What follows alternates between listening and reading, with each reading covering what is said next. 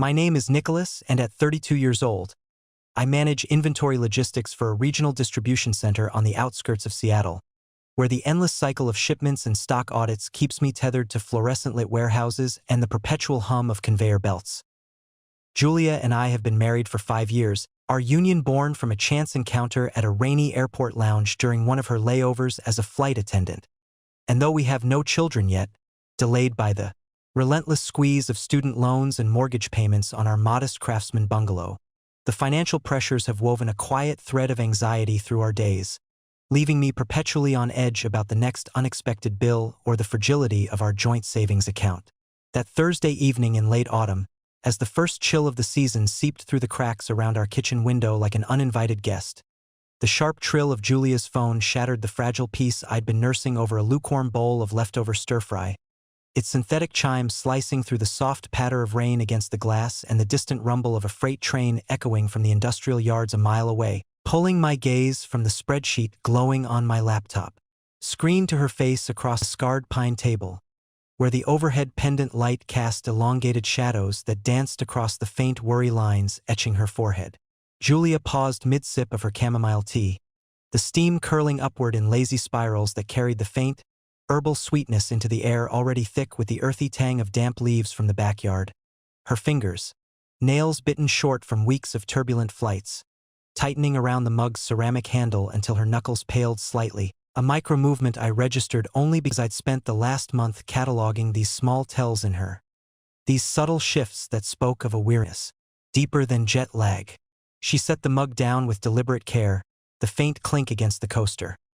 A handmade ceramic disc we'd picked up on a rare weekend hike in the Olympics, resonating in the quiet room like a punctuation mark, and glanced at the screen, her hazel eyes narrowing just enough to crinkle the corners in a way that might have been fatigue but felt, to my overtuned senses, like guarded anticipation. The phone's glow illuminated the faint freckles across her nose, remnants of sunnier layovers in warmer climes, and she swiped to answer with a practiced flick of her thumb, her voice emerging in that polished, customer service lilt she reserved for passengers and, increasingly, for these late calls.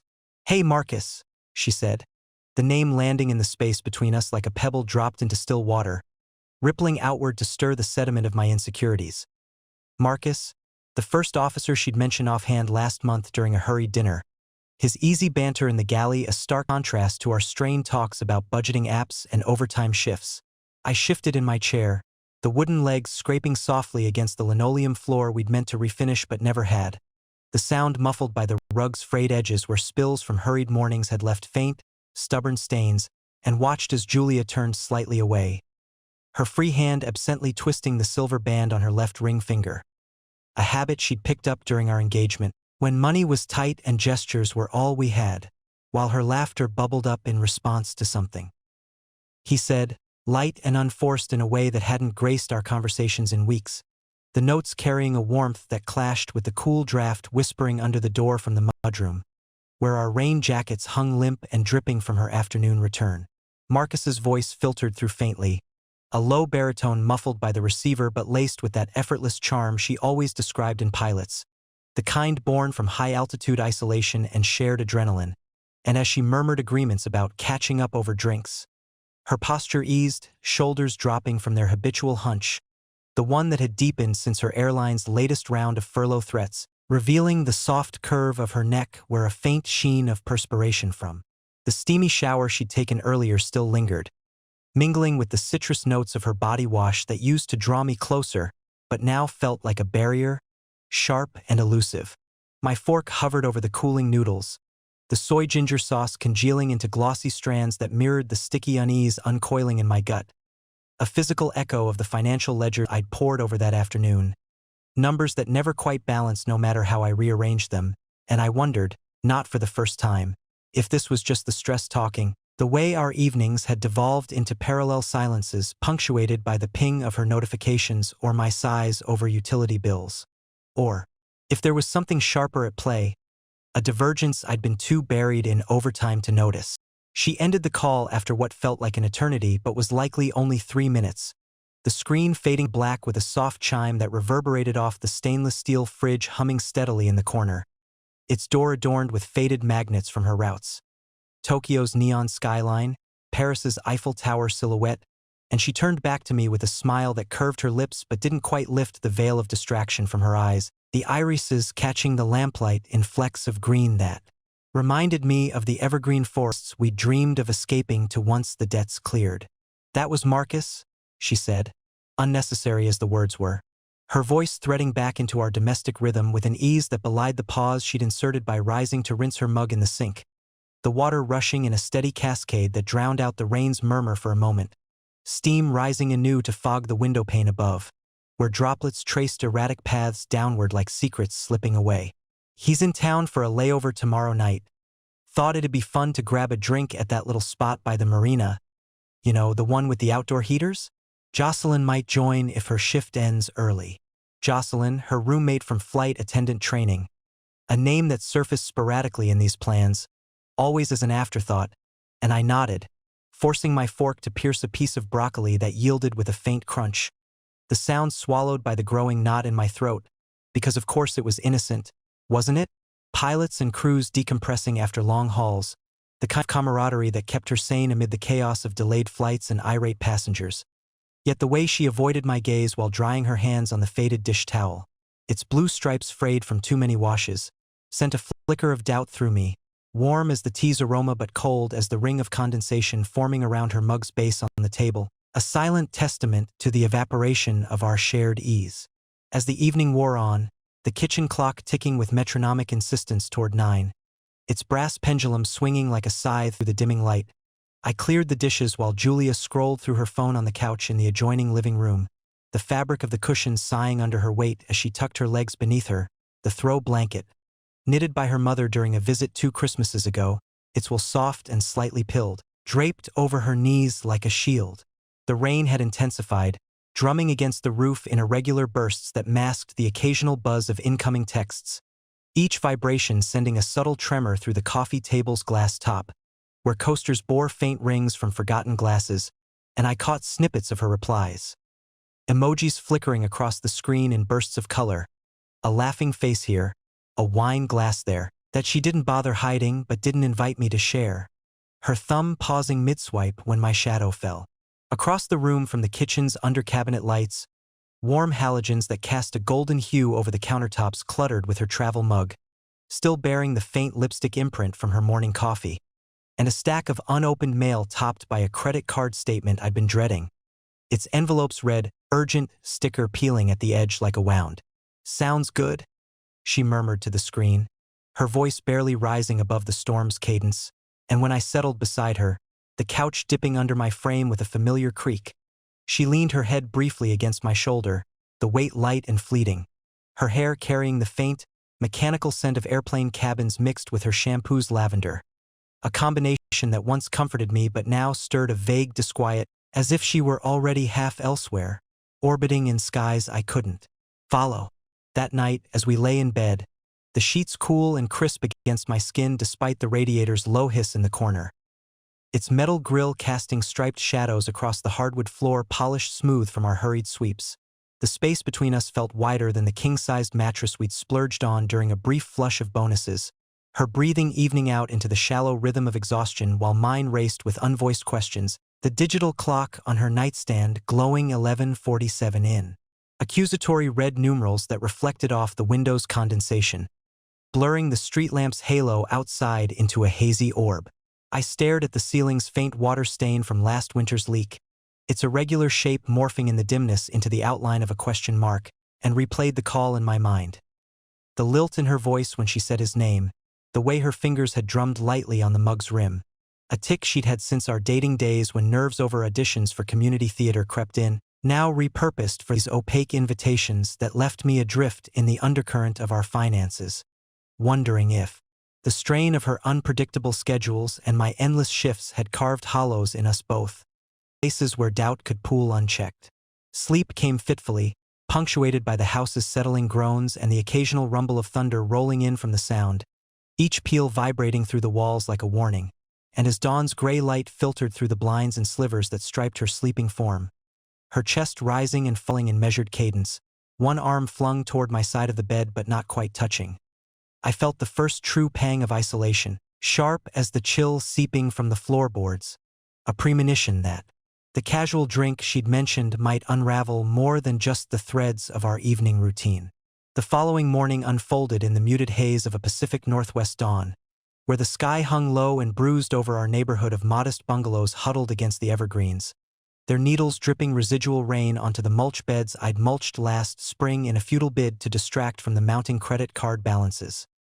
I rose before the alarm's insistent beep, the mattress shifting with a whisper of cotton against my flannel pajamas as I slipped from the bed, careful not to disturb Julia, whose form curled fetal under the duvet's weight.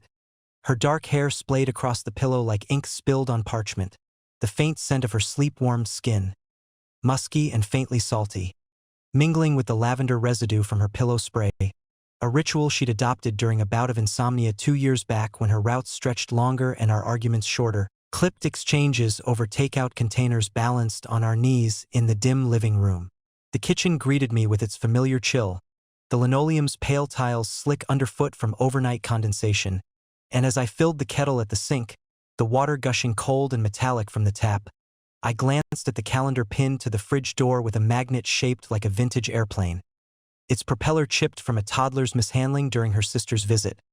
Tomorrow marked in red ink as crew drinks, Jenum.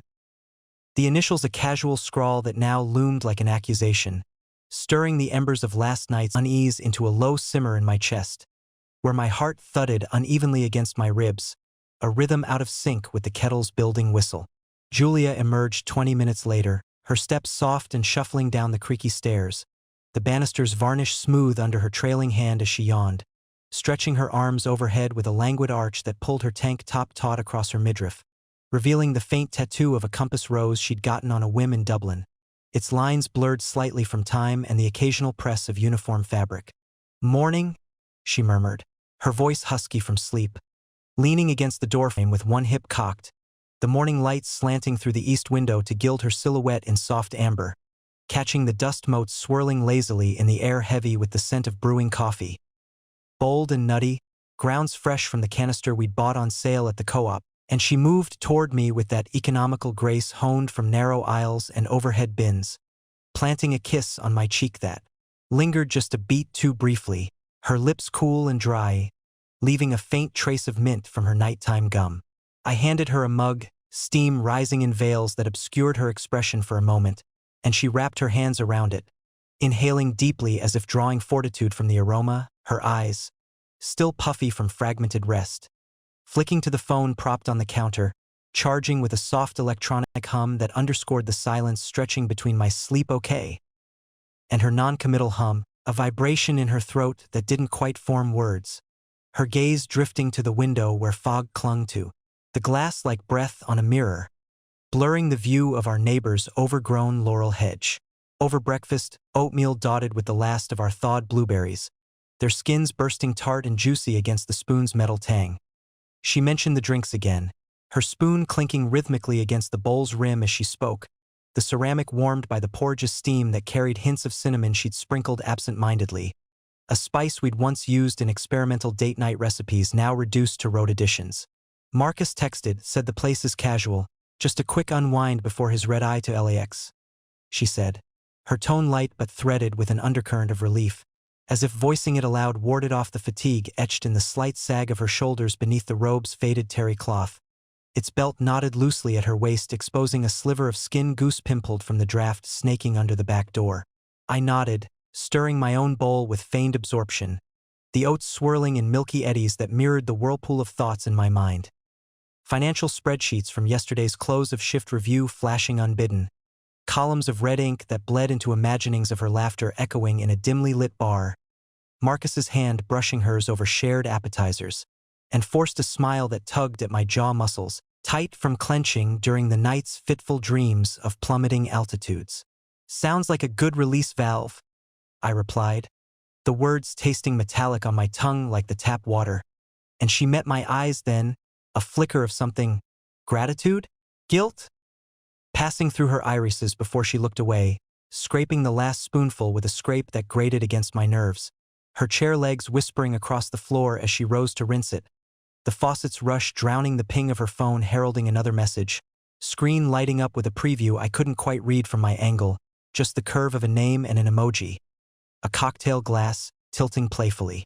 The day dragged in the warehouse's cavernous echo, where the air hung heavy with the mingled odors of cardboard pulp and diesel exhaust from idling forklifts, their pneumatic tires humming over concrete floors scarred from years of pallet drags, and I found myself replaying the breakfast tableau during lulls in the inventory scan. The barcode guns beep punctuating my reverie like accusatory ticks, each scan of a crate's faded label, stamped with dates from seasons past, evoking the calendars. Red mark, a temporal anchor pulling me back to the what-ifs that coiled tighter with every vibration of my own phone. Silent save for a reminder alert about the car payment due.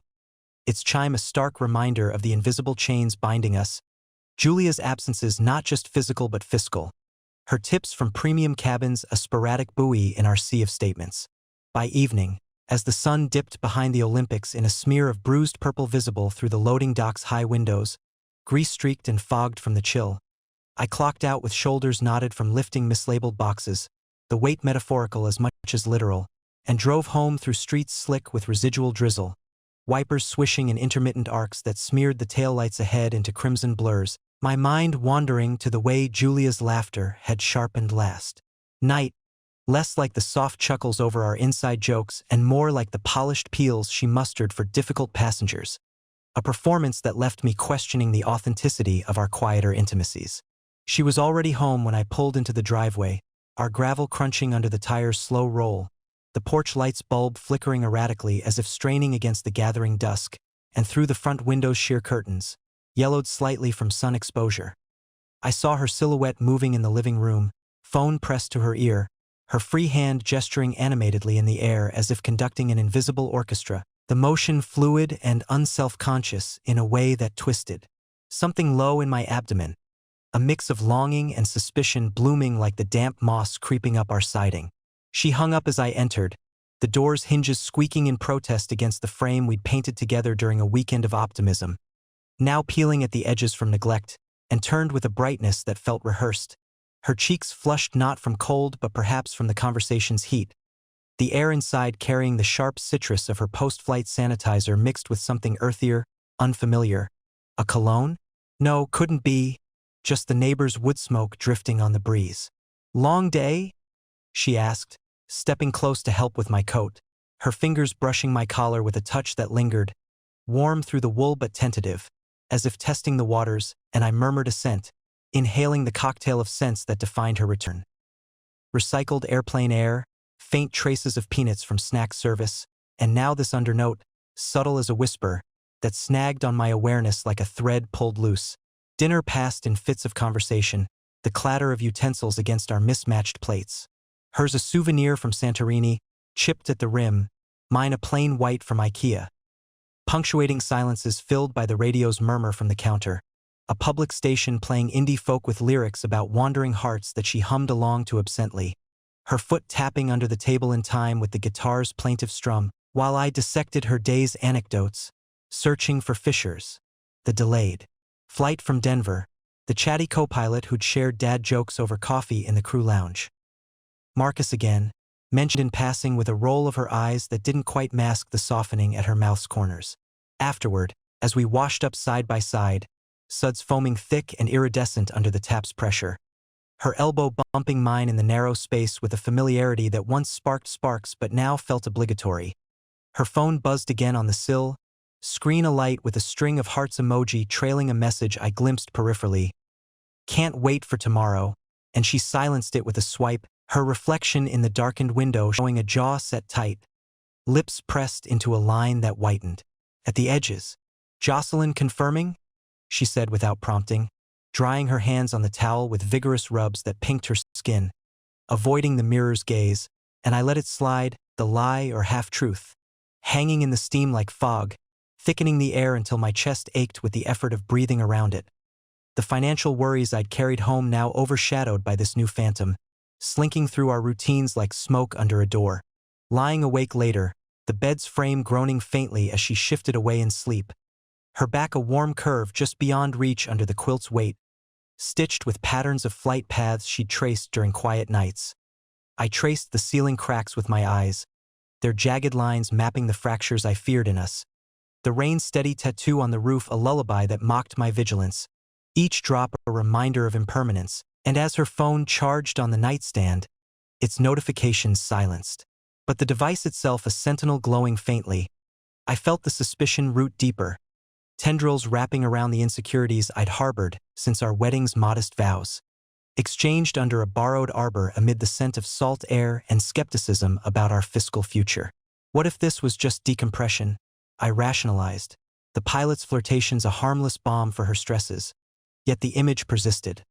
Her gestures in that call, animated and alive, a vitality absent from our shared silences, and as thunder grumbled distant warnings from the bay, I turned toward her, the space between us vast as an ocean crossing, wondering how long I could navigate these waters before the waves closed over. The accumulating micro-betrayals, the cologne trace, the boutique receipt, the Jocelyn-confirming lie, illustrate the interpersonal corrosion of secrecy fueled by financial exhaustion. Nicholas oscillates between hope and dread, a textbook anxious preoccupied attachment response, while Julia employs classic denial and gaslighting to protect her secret oasis of validation. The emotional toll is somatic. Chest ache, racing pulse, sleepless.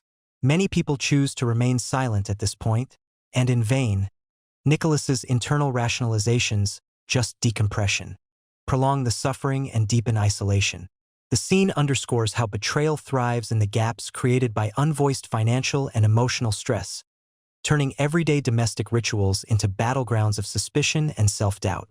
Friday bled into evening with the inexorable drag of overcast skies pressing down on the city, the warehouse's loading bays echoing with the final clangs of pallet jacks retracting and the low growl of semis idling in the yard, their exhaust plumes curling gray and acrid into the damp air that clung to my skin like a second layer of doubt as I clocked out.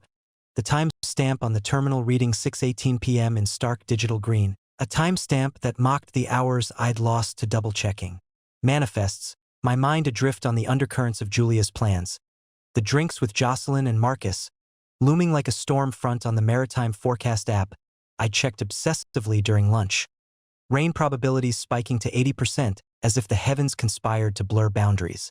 The drive home wound through arterials lined with coffee shops spilling warm light onto wet sidewalks, their awnings dripping in steady plinks that harmonized with my wiper's swish, and I gripped the wheel tighter at each red light, knuckles blanching against the leather's worn grain, replaying the week's anomalies.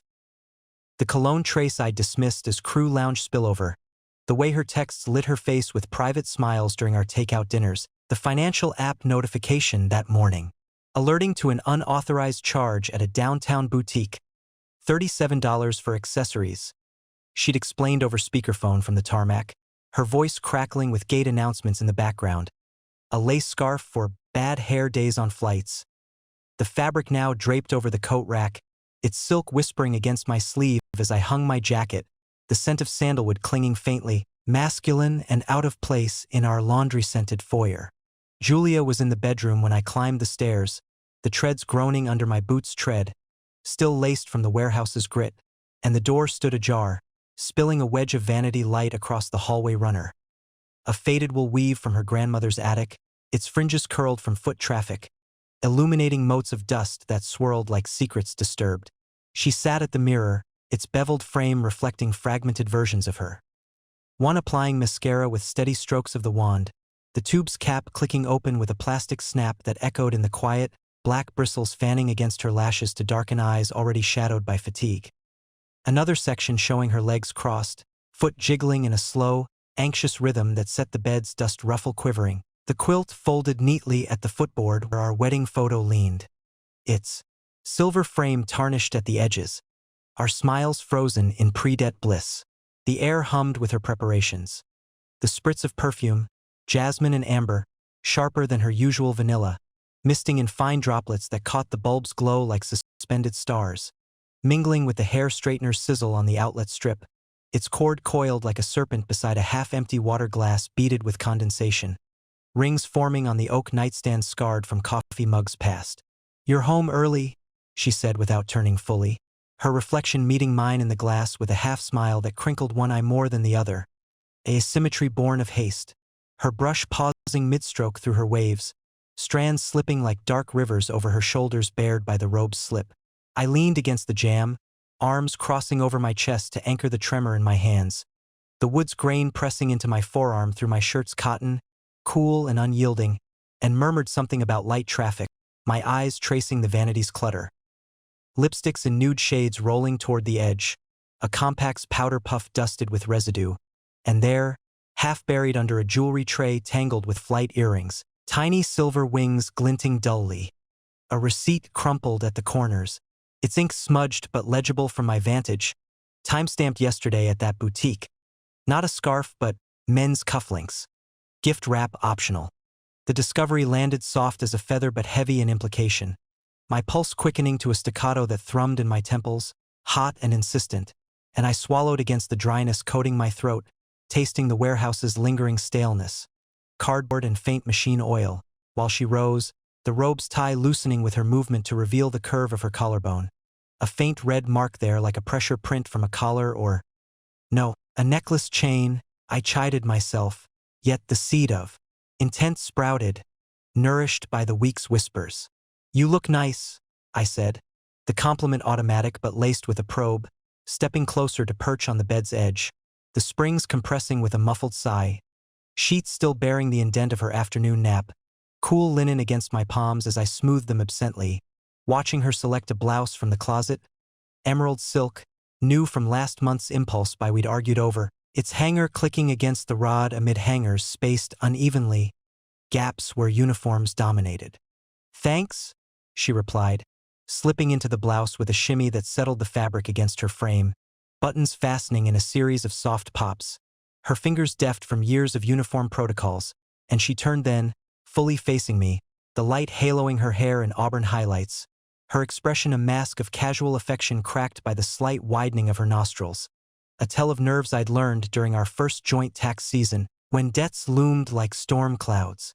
"Don't wait up, might run late if Jocelyn gets chatty," she added, leaning to kiss my forehead, her lips warm and gloss-slick, leaving a faint tackiness that I resisted wiping away, inhaling the jasmine spike that overpowered her natural scent, a deliberate armor, and as she descended the stairs, heels clicking on the treads in a descending scale, I remained seated, the room's air thickening with her absence, the straightener's heat dissipating into a metallic tang that soured the space. Moral qualms twisted in my gut like over-tightened cables. Privacy was sacred, we'd vowed in sappy newlywed talks over cheap wine. But the cufflinks receipt burned in my periphery, a breadcrumb trail I couldn't ignore, and after her car's taillights faded down the street, red orbs swallowed by the fog-shrouded curve, I rose, the floorboards protesting my weight, and approached the vanity, drawers whispering open on glides worn smooth from daily use, revealing the jumble. Tampons in pastel. Wrappers, a half-used hand cream's tube squeezed in the middle, her thrifty habit clashing with the boutique extravagance. And there, tucked beneath a silk scarf's folds, her phone charger coiled around a secondary device. A burner? No, an old work pager repurposed. But wait, the screensaver active. A photo of her and Marcus from a crew holiday party 2 years back. Arms slung casual, his grin broad and hers tilted in laughter. The timestamp recent, edited overlay. Heart hammering now, a drumbeat echoing in my ears that drowned the rain's resurgence outside. Pattering against the panes in frantic Morse, I powered it on. Passcode her birthday, shared in trust, and notifications flooded in, a deluge of texts from flirty emojis cascading after "missed you on that Denver run," replies from her laced with hearts, and soon, the threads stretching back months, innocent at first, route complaints, layover tips, but veering into intimacies. "Wish you were here," instead of him. Sent after a late shift, her response a winking face that pierced like shrapnel. Setback struck swift. A message from Jocelyn. "Can't make drinks? Stomach bug? Rain check?" Time-stamped an hour ago, dousing the blaze momentarily, making me question the paranoia fueled by our money woes, the way financial stress amplified shadows into monsters. But then another ping live, from Marcus. "Heading to the marina now. That spot with the view." And her reply, thumbs flying in the photo's ghost. "On my way." The heart a dagger twist. I closed the device with trembling fingers, sweat slicking my palms to leave prints on the case. The room spinning slightly in the vanity's mirror, my reflection pale and hollow-cheeked. Eyes ringed dark from sleepless audits of our accounts, and retreated to the bed, curling into the depression her body had left, the sheets retaining her warmth like a cruel echo, the storm outside mirroring the one brewing within, thunder cracking overhead as if shattering illusions, leaving me adrift in the detritus of doubt. Emboldened yet nauseous, moral compass spinning like a drunkard's top, I descended to the kitchen. The stairs creaks a confessional litany, and rifled her purse on the hall table. Leather softened from travel, zipper teeth parting with a rasp. Yielding nothing but lipstick and a crumpled napkin scented faintly with bar nuts, but the garage door's remote on the hook caught my eye, its fob worn from her keychain, and I palmed it, pulse roaring as I slipped outside. Rain sheeting cold against my skin through the hoodie I'd grabbed, soaking the fabric to cling icy and heavy. The gravel path crunching underfoot to the carport where her sedan sat. A sensible hybrid we'd financed at punishing rates. Its hood still warm from her departure. Condensation beating on the windows like tears. Wipers cleared a peephole in the driver's side, fogged from her breath. And inside, the passenger seat held a stray cufflink, silver, monogrammed. Tumbling from the visor pocket where she'd stashed it hastily, glinting under the porch light spill, the metal cool and incriminating against my fingertips, paired with a lipstick smear on the headrest. Not hers, bolder red than her nudes. The find rooted me there, rain plastering hair to my scalp in rivulets that traced cold paths down my neck, mingling with the hot sting behind my eyes. A sob swallowed against the night's indifferent roar, and as lightning forked the sky, illuminating the empty street in stark white, I pocketed it, resolve hardening like cooling metal, the cat-and-mouse game tilting toward pursuit, though the cost, the erosion of us, gnawed at the edges of my determination, whispering of paths not yet severed. Nicholas's decision to search the old device and the subsequent discovery of the explicit photo constitute the psychological pivot from suspicion to confirmed betrayal trauma. The moral dilemma, privacy versus truth, reflects cognitive dissonance at its peak. The red herring Jocelyn message momentarily restores hope, only to be shattered, intensifying helplessness.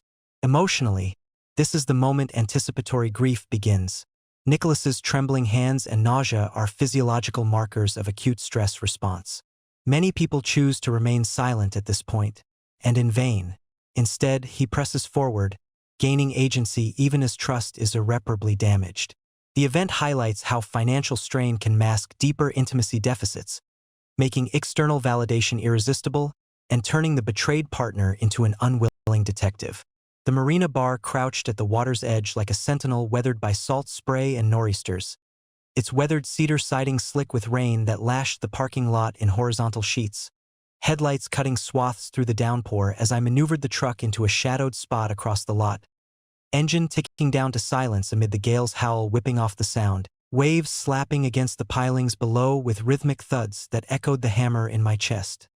The clock on the dash glowed 8:42 p.m., accusatory in its green numerals, the cufflink heavy in my jacket pocket like a talisman of trespass, its edges pressing into my thigh through denim damp from the dash to the door, and I sat there, wipers parked in mid-swipe, staring at the bar's fogged windows where amber light bled outward, silhouettes moving in fluid clusters behind the glass streaked with rivulets, the neon open, sign flickering erratically like a pulse faltering.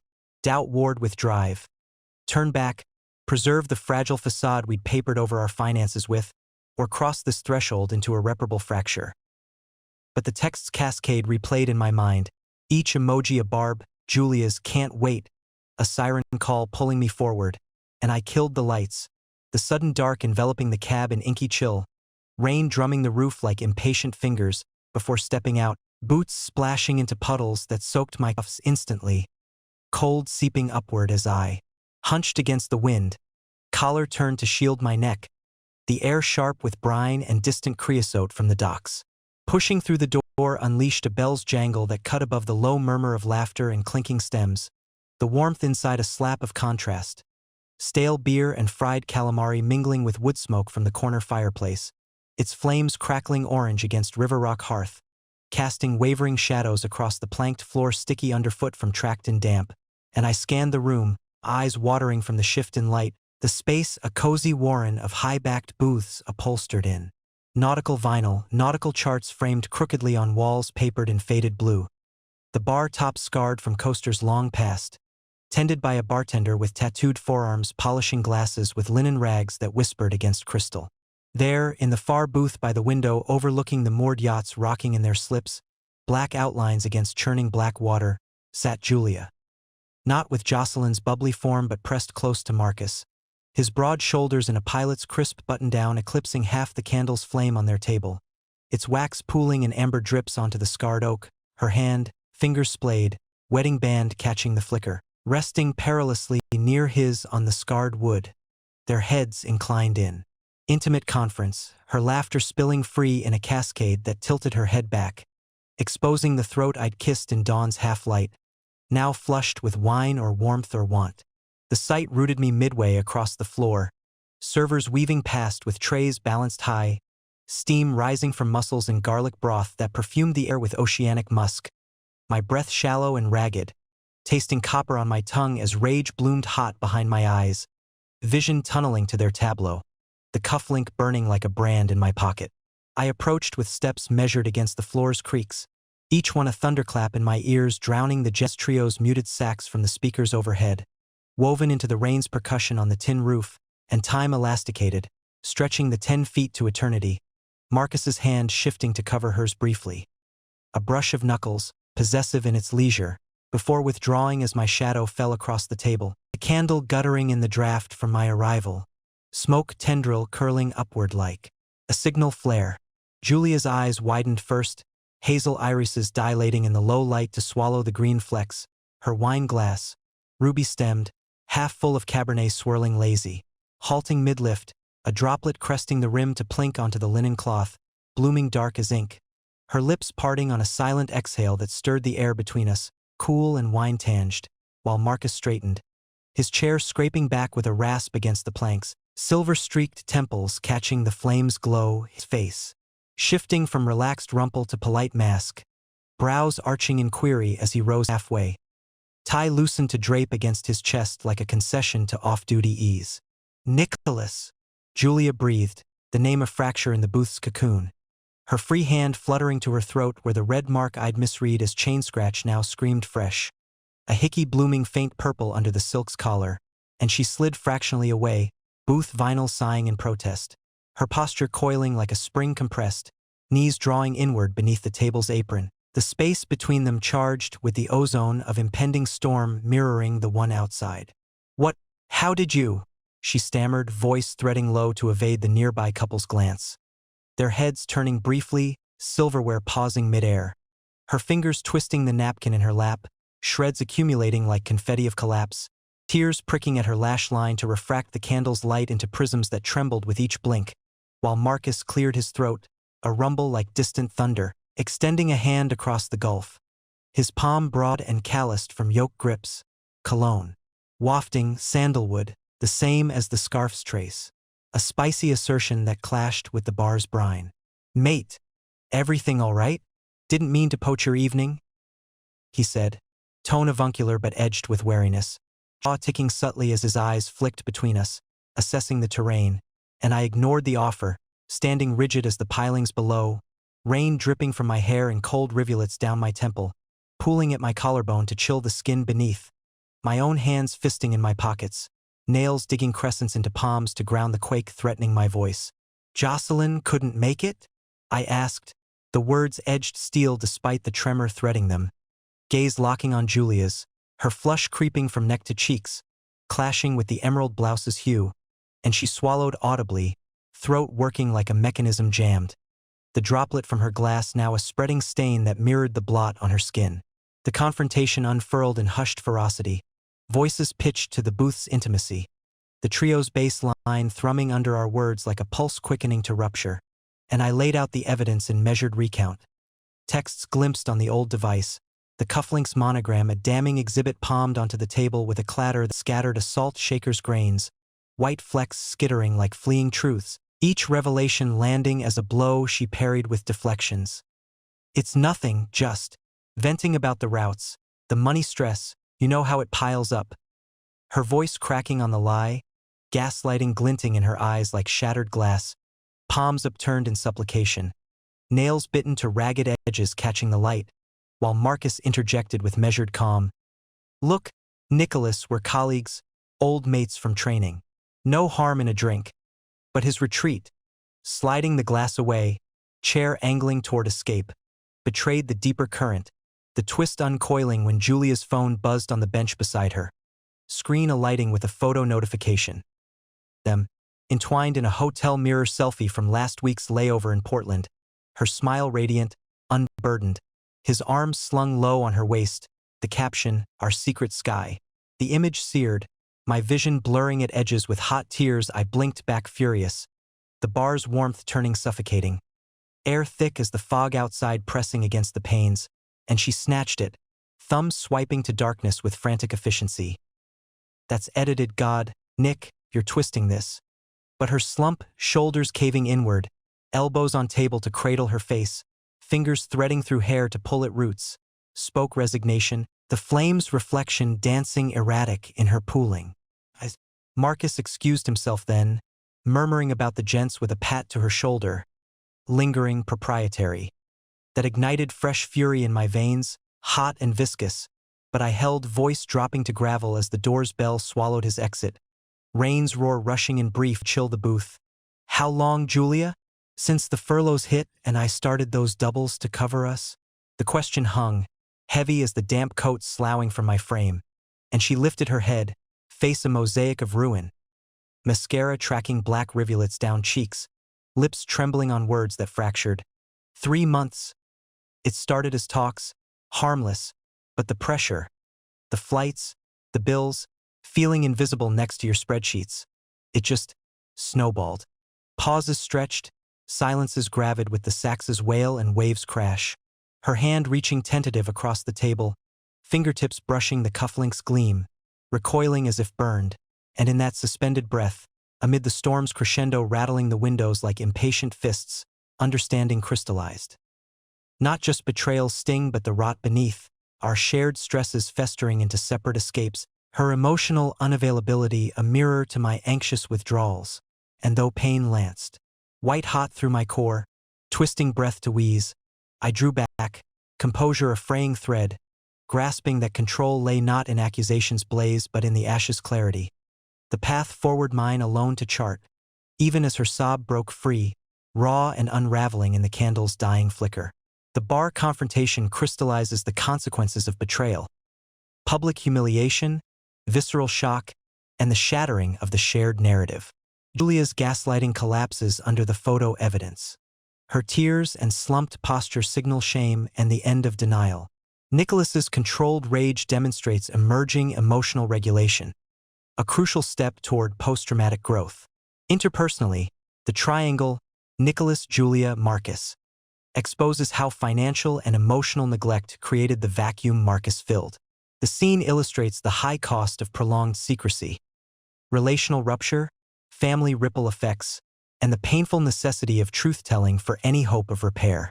The drive back from the marina etched itself into memory like acid on metal, the truck's wipers battling the onslaught with frantic sweeps that barely cleared the windshield's blur. Rain sheeting in relentless waves that turned taillights ahead into smeared rubies pulsing through the deluge.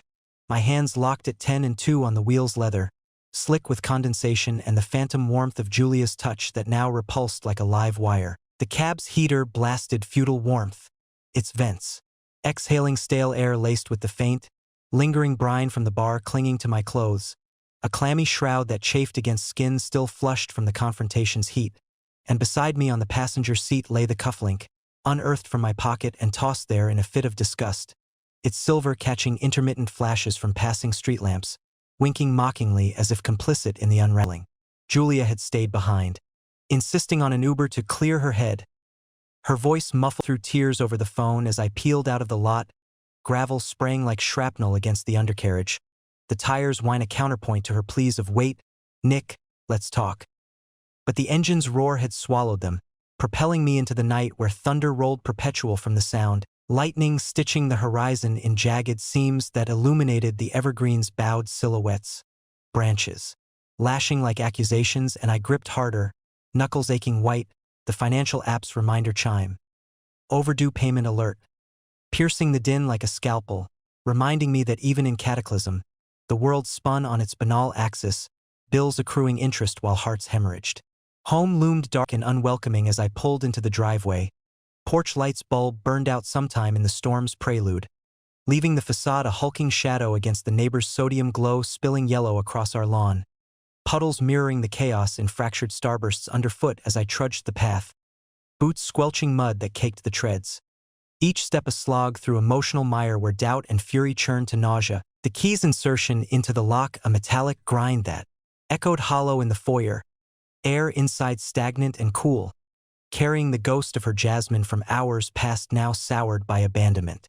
I flicked the hall switch, bulb buzzing to life overhead in a harsh incandescence that washed the walls in unforgiving pallor, highlighting the framed itinerary of our honeymoon hike.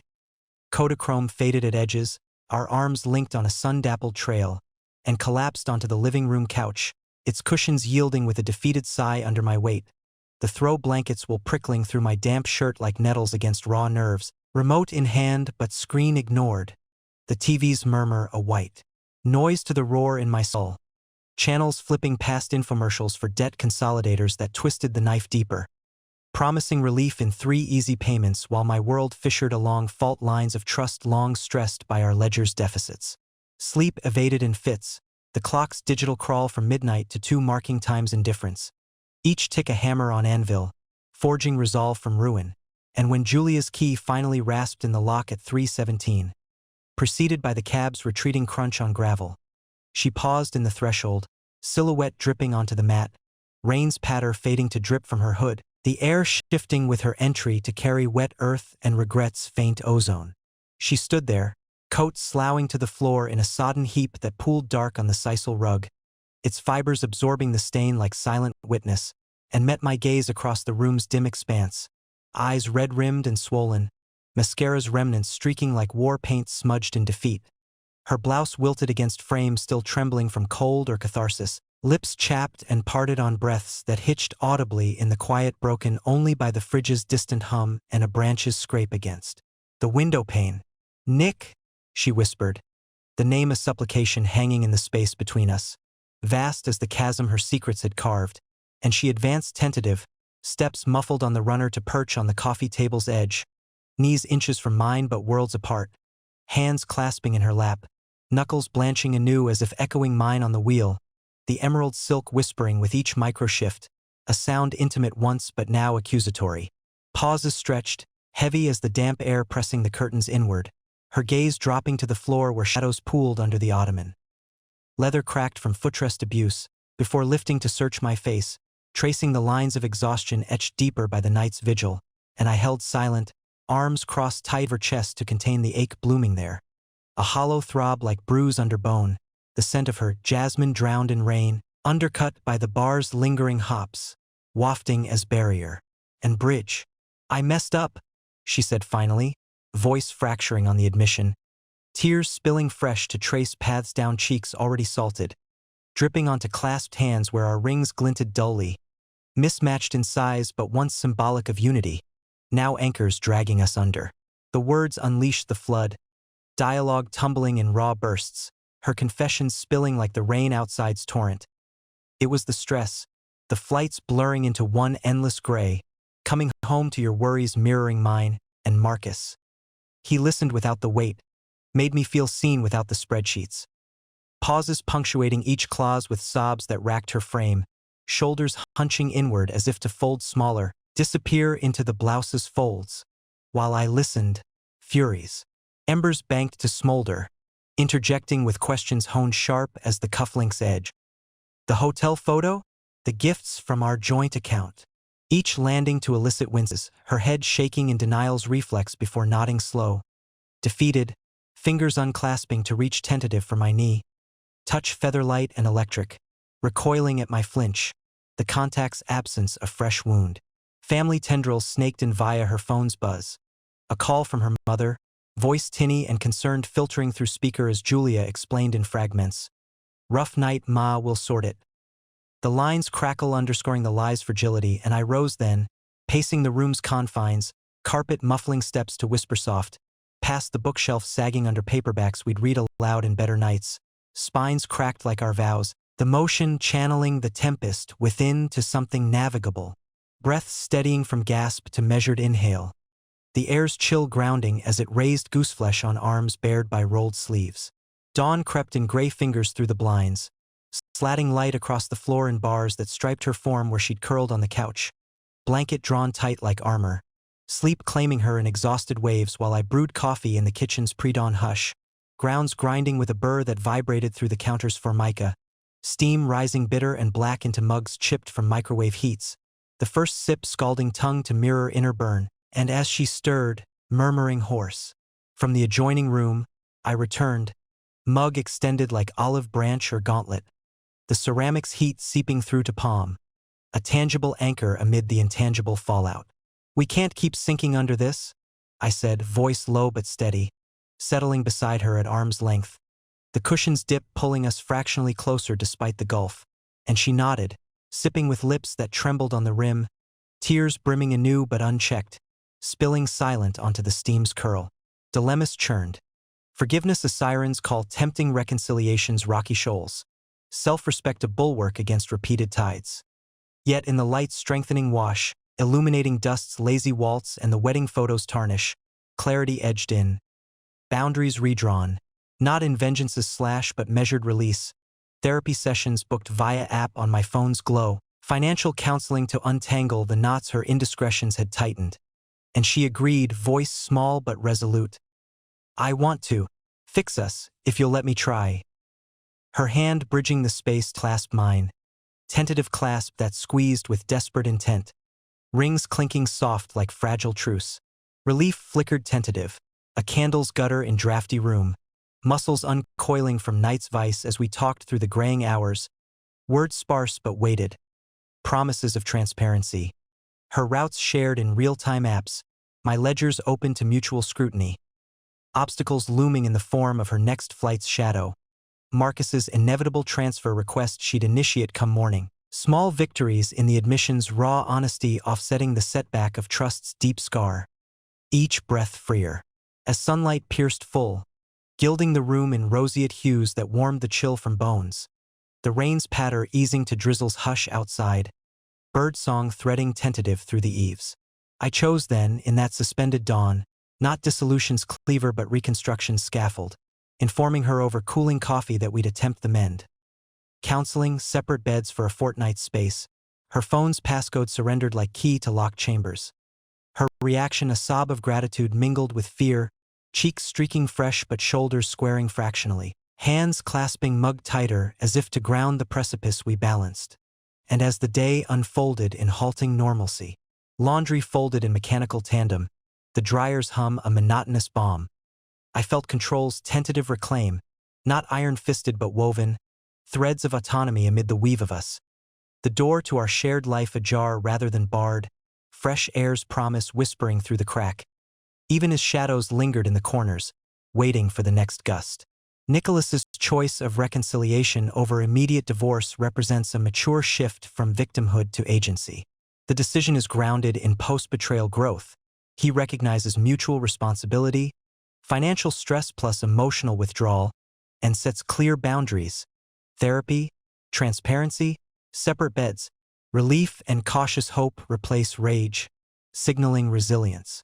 This outcome shows that betrayal, while devastating, can become a catalyst for deeper intimacy when both partners accept accountability. The theme of personal growth shines here. Nicholas reclaims control not through punishment but through intentional rebuilding, transforming pain into a stronger, more honest partnership. Weeks folded into months with the deliberate slowness of a time-lapse bloom, winter's skeletal grip yielding to spring's tentative greens unfurling along our street's median strips, where crocuses pushed defiant through mulch-eyed spread in a weekend of manual distraction. Their purple petals trembling in breezes that carried the sound salt tang mingled with the neighborhood's awakening lawns, fresh-cut grass clippings scenting the air like tentative renewal. The bungalow stood sentinel to our tentative truce, its siding power washed over a rainy Saturday to slough away moss's gray shroud, exposing the cedar's warm undertones we'd chosen for its nod to coastal resilience, and inside, routines reshaped themselves around the scaffolding of therapy sessions.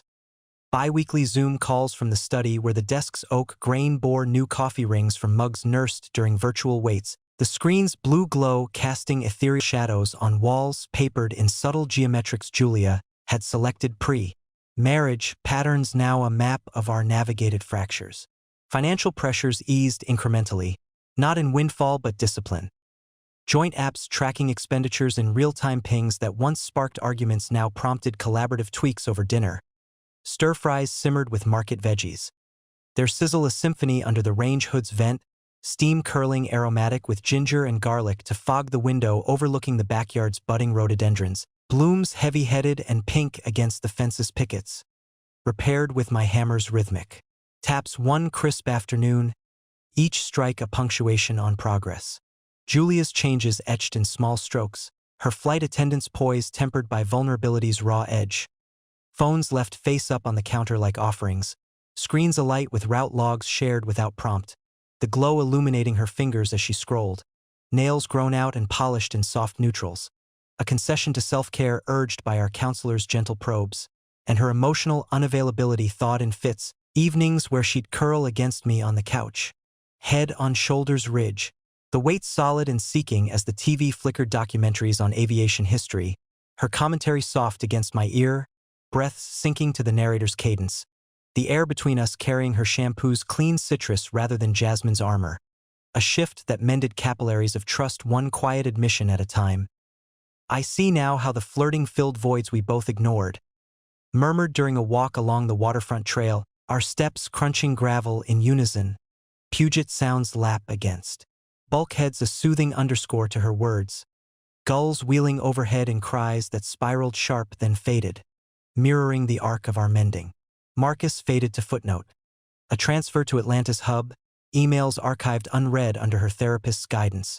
The cufflink melted down at a jeweler's torch into anonymous silver ingot. Its formless gleam a symbol discarded in a velvet pouch tucked in the attic eaves amid boxes of outgrown uniforms.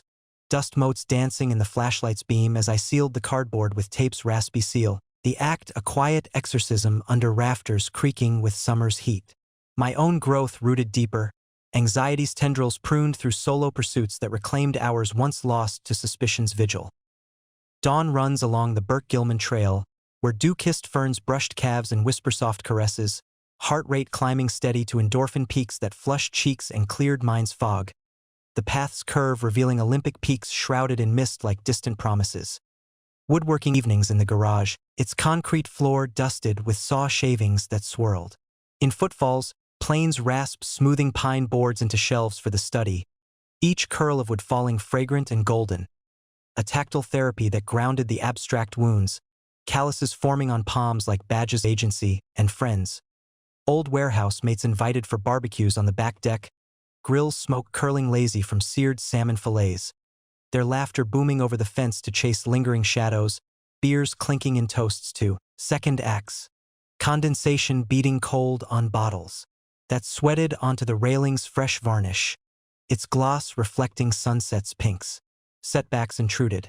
A nightmare's jolt at 4 a.m., sweat-soaked sheets tangling limbs as fam texts lit the dark, or a bank statement's errant charge triggering knee-jerk query, voice sharpening over breakfast's clatter.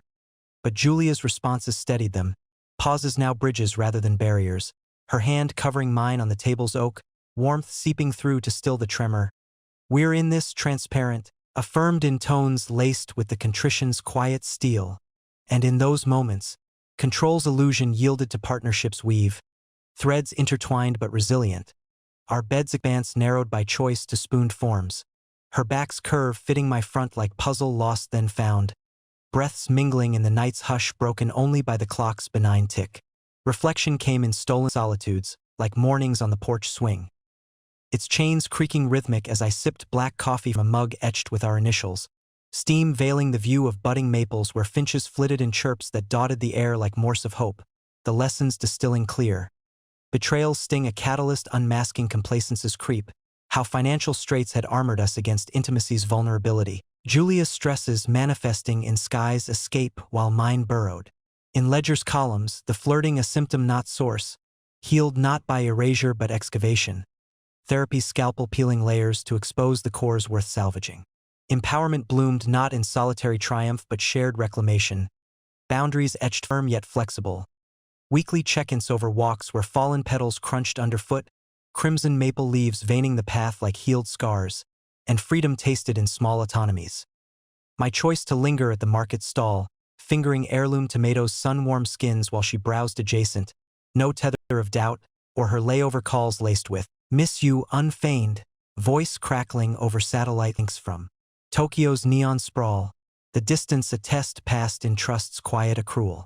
Catharsis settled like dusk's hush over the sound. Waves murmur a lullaby of closure. No rage's residue but wisdom's calm ballast. The marriage not dissolved but distilled, stronger in fractures sealed with intention.